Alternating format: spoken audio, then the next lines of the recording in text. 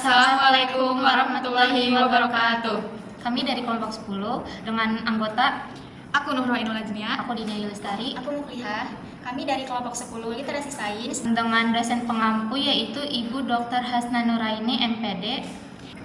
Kita akan melaksanakan praktikum ini dengan tema tubuhku dan proses kerja organ tubuh manusia yang menakjubkan. Selamat menonton. Alasan aku memilih eksperimen sederhana yaitu tentang judulnya seberapa sensitif sih saraf di tubuhku. Alasannya yaitu karena untuk memperkenalkan konsep dasar mengenai sistem saraf dan fungsi indera peraba atau kulit dengan cara yang menarik, aman, dan mudah dipahami oleh siswa SD. Yang dimana siswa SD itu belajar melalui sambil melakukan, yaitu learning by doing, yang dimana eksperimen ini memberikan mereka kesempatan untuk merasa dan mengalami, yaitu mereka merasakan secara langsung bagaimana kulit mereka bereaksi terhadap rangsangan umum sehari-hari, yaitu dingin dari es batu dan panas dari dekat lilin di api. Dan juga mereka dapat melihat bahwa tubuh kita itu memiliki sistem peringatan yang bekerja sangat cepat, yang dimana membuat materi sains atau literasi sains ini menjadi tidak sekedar hanya teori di buku, tetapi juga sesuatu yang nyata atau konkret yang ada di dalam diri mereka. Nah, yang pertama percobaannya itu dingin dulu, yaitu kita menggunakan es batu, timer atau stopwatch, dan juga alat tulis supaya mencatat seberapa sensitif kedinginan kulit kita. Nah, akan dimulai.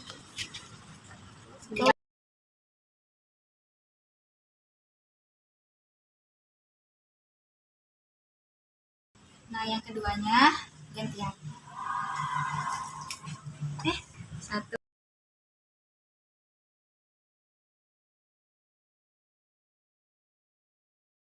Eksperimen yang kedua yaitu tentang eksperimen panas. Jadi kita mendekatkan tangan kita ke sumber panas yaitu lilin. Nah, lilin ini ketika kita mendekatkan tangan kita, kemudian ketika kita tidak bisa menahan rasa panasnya lagi, maka kita menjauh. Nah, mulai. Satu.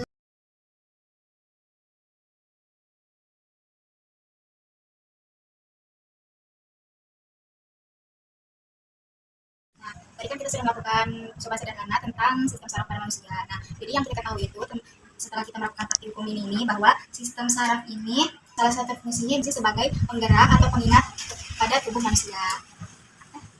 Jadi kesimpulannya, berdasarkan hasil eksperimen tadi, dapat disimpulkan bahwa sistem saraf manusia itu melalui indera peraba atau kulit yang dapat merespon rangsangan dari lingkungan, yaitu panas dan dingin. Respon terhadap rangsangan panas itu cenderung lebih cepat karena melibatkan gerak refleks, yang merupakan fungsi perlindungan penting dari sistem saraf agar tubuh itu terhindar dari kerusakan. Nah, dengan demikian, eksperimen ini tidak hanya mengajarkan tentang sistem saraf, tetapi juga menumbuhkan rasa ingin tahu dan melatih cara berpikir ilmiah pada siswa sekolah dasar.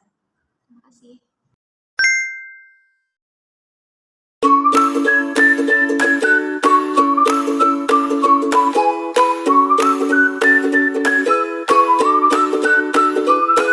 Di sini aku akan membahas tentang cara bekerja sistem paru-paru manusia. Alasan aku memilih praktikum ini karena menurut aku itu praktikum ini itu seru dan juga mudah untuk dilakukan. Alat dan bahannya juga mudah dicari seperti balon, sedotan, dan juga kertas. Walaupun alat-alatnya sederhana, tapi percobaan ini itu bisa nunjukin cara kerja paru-paru manusia dengan cara yang jelas.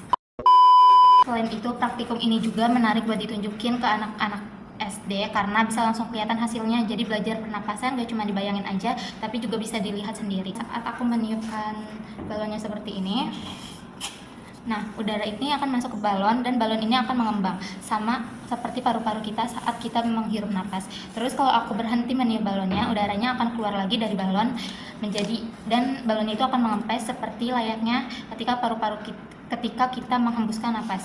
Nah, jadi gampangnya kalau aku tiup, udaranya ini akan masuk ke paru-paru yang menyebabkan paru-paru atau balonnya ini akan mengembang. Nah, ketika aku melepaskan tiupan, udaranya ini akan keluar lagi yang menyebabkan paru-parunya mengempis. Nah, begitu juga dengan tubuh manusia. Paru-paru ini kerjanya naik turun terus waktu kita bernapas supaya tubuh kita dapat oksigen dari udara.